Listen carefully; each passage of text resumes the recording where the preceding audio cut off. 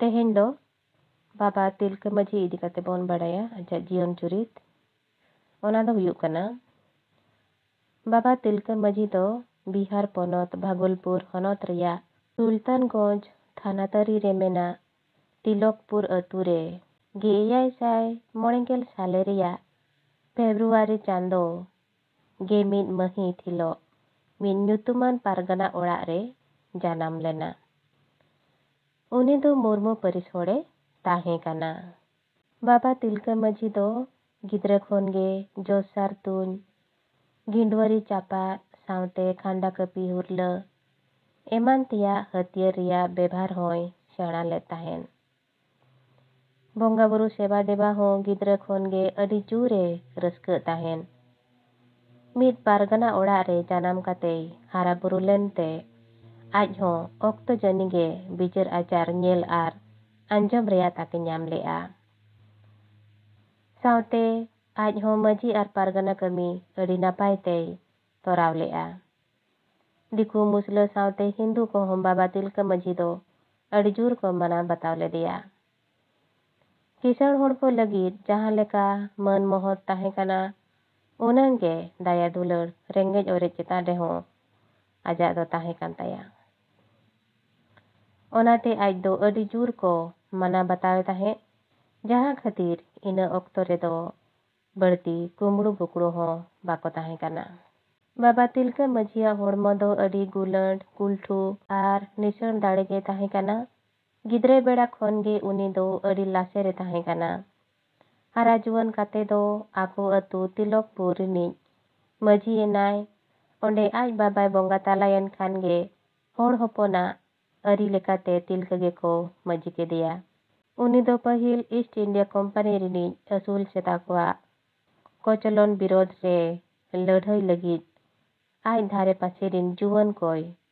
ओत जुगात को ताहेन तिलका दो आज रिन जुवन फद को हो आज लेका गे बेनाव लेट कोआ कंपनी रिन आमला कोआ साताव आर कोचलन खन फुरगल ᱧᱟᱢ लगित जोतो जाति रिन गे तिलका मजी ठेन को आसरा लेना मीटंग आशा आर भरोसा दो तिलका मजी चितान रे ताहे कान ताकवा बांगमा उनी गे फुरगल ते दोय ᱧᱟᱢ अचोकवा बाबा तिलका मजी दो बंगा बुरु देवा सेवा रे हो अड़ी जूरे रस्क ताहेन ओनाते दिन हिलो गोसाणे थान रे बंगा बुरुई देवा सेवा को ताहेन नोआ को कमी दिन हिलो इंग्रेज फदरी कोदो को ñेल जोंग कान ताहेन मिद दिन हिलो दो गोसाणे थान रे बंगा बुरुई दुड़ुब आकान ऑक्तो रे मिद इंग्रेज फद दो हेज काते मेताय काना एते हो तिलका मजी नोआ धीरे दिन हिलो चेदा एम बंगा आकाना नोआ रे बंगा काते चेद एम ᱧᱟᱢᱮआ उन जो बाबा तिलका मजी मेन रुआड़ किया नोआ दो धीरे दो बांग काना साहेब नुई दो बंगा कान तालिया उन रे इंग्रेज फदे मेन किया मिद मेढ़े रिनिज मेरोम मा तोपा काते मायामेम उडुको चो दाड़िया ताया बाबा तिलका मजी मेन रुआड़ किया हो साहेब मायाम उडुको ताया मिद दिन नेंडा का दिन रे सनाम होड़ सेटेर सावते बाबा तिलका मजी आर इंग्रेज फद होको हेजना गोसाणे थान रे मेढ़े रिनिज मेरोम सामांग काते बाबा तिलका मजी दो बंगा बुरु ᱧᱩᱛᱩᱢ काते तिरियवे ओरंग किया तिरियव ओरंग ओरंग टाटका गे मेढ़े रिनिज मेरोम दो तिरियव ते मा गोद कादिया इना खान गे होटो ताय दो तोपा एना आर मायाम हो डिंग डबुर लिंगी अणगोयेना नवा ñेलते सानाम होड़ अडी जुर को हाहाड़ायेना इना हिलो खन इंग्रेज फद को होड़ होपन रिन बंगा बुरु मना बताव को एतोहब किया इंग्रेज को नाहाचार बई बई ते बढ़ती इदी काना ñेलते बाबा तिलका दो अडी कहीं से अइकव किया ओनाते भारत दिसोम फुरगल लगित ते गे इरल सेंचुरी मुचाद ऑक्तो रे दिसोम दुलड़िया सावते रेंगेज ओरेज होड़ को इंग्रेजी सरकारा नाहाचार टेका दाराम लगित तिलका बाबा हा आयुर ते तुपुत एहोबेना तुपुर कान ऑक्तो रे तीनंग दिन तायम खान गे भागलपुर रे कलेक्टर लेकाते मिद फदरी अगस्ट क्लिवलैंड ᱧᱩᱛᱩᱢᱟᱱᱤᱡ ए ताहेना नुई हो ओना ठाव रिन होड़ को अडी जूरे हारकेत केट कोआ ओना चेतान रे महाजन कोआ नाहाचार तहु बढ़ती इदियेना नोआ को ñेलते बाबा तिलका मजिया रगी दो तहु बढ़तीयेना मिद दिन हिलो दो अगस्ट क्लिवलैंड गोजे रिया ए ठौका किया क्लिवलैंडा भागलपुर हिरी रिया ताहेकान बेड़ा रे बाबा तिलका मजी दो बै बै ते आज सुर हेज कते आजा आ साते तुन हराड़ के दिया महित तो गेपे जनवरी गे एयाय साई इरल गेल पुन ताहेकाना आर भागलपुर इदिये कान बेड़ा रे जीविताय दो ओटांगेना क्लिपलैंड गोज अकान ठाव पुलिस को घेराव अचुर किया तिलका मजी दो अडी दिन दारे करे उकु कते ताहेकाना मीद दिन दो रेंगेज बाय साहाव दाड़िया ते दारे डरे हिलो ओचो किया जहाँ खातिर पुलिस उनी को साब इदी के दिया जिहोलते ओंडे मीद सादम चाइलम रे तोल कते गोटा गोडा को गोहड़ अचुर के दिया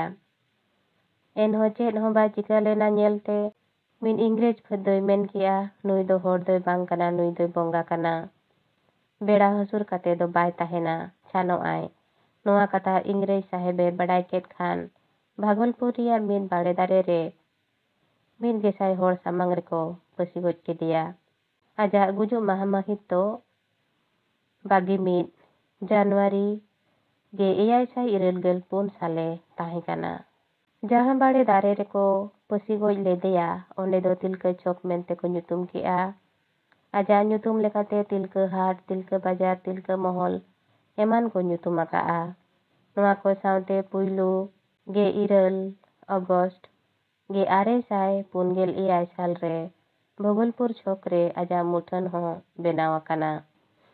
बाबा तिलका मजी नितो आबो को तालारे बनुए रेहो आजा सनत जियोन आर सावता लगिर कुरुमुटु कमी दो तीस बाबो हिड़िन दाड़िया चेदा से भारत फुरगलिया को तालारे बाबा तिलका मजी nyutum गे झोतो खन पुइलू रे मेनाआ मानखान तेहेñ नोआ बाबा तिलका मजी सातामना नोडे किन मुचरिया नोडे जहाँ सातामिंग लई अंजमान बोना नोआ दो सानताड़ी Wikipedia खनिñ तुमलका मानखान Sanam Koge Aima सारहाव are जोहार।